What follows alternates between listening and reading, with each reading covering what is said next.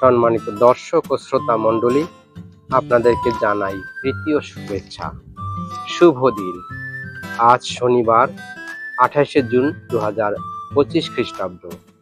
আজকে আমাদের জন্য মঙ্গল সমাচার সাধু লুক লিখিত মঙ্গল সমাচার 2 অধ্যায় 41 থেকে 51 পদ। আজকে আমরা মণ্ডলীতে পালন করছি ধন্যা কুমারী মারিয়ার নির্মল হৃদয় স্মরণ দিবস। আর এ উপলক্ষে আজকে আমাদের জন্য মঙ্গল সমাচার।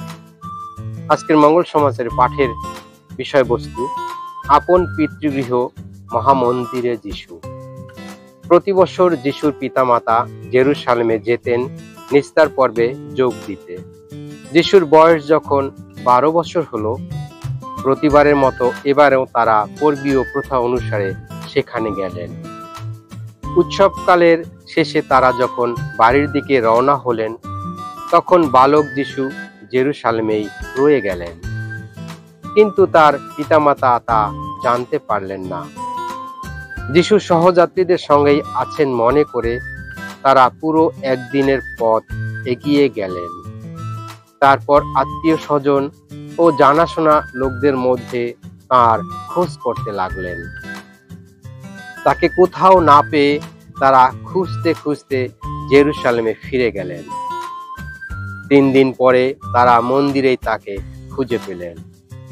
শাস্ত্রগুরুদের মধ্যে বসে তিনি তাদের কথা শুনছিলেন এবং তাদের নানা প্রশ্ন করছিলেন। তার কথা শুনে সকলেই তার তীক্ষ্ণ বুদ্ধিতে ও তার সুন্দর উত্তরগুলিতে স্তম্ভিত হয়ে যাচ্ছিল। যিশুকে ওখানে দেখতে পেয়ে তার পিতামাতা অবাক হয়ে গেলেন। তার মা তাকে বলে উঠলেন, খোকা, আমাদের সঙ্গে এ তোমার কেমন ব্যবহার? ভেবে দেখো তো, তোমার বাবা আর আমি কত উদ্বিগ্ন হয়েই না তোমাকে খুঁজছিলাম।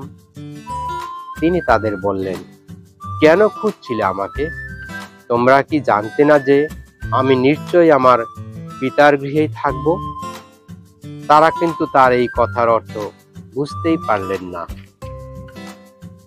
তারপর তিনি তাদের সঙ্গে নাজারেতে ফিরে গেলেন। সেখানে তিনি সব সময় তাদের বাধ্য হয়েই থাকতেন। তার মা এই সমস্ত কথা নিজের অন্তরে গেঁথে রাখতেন।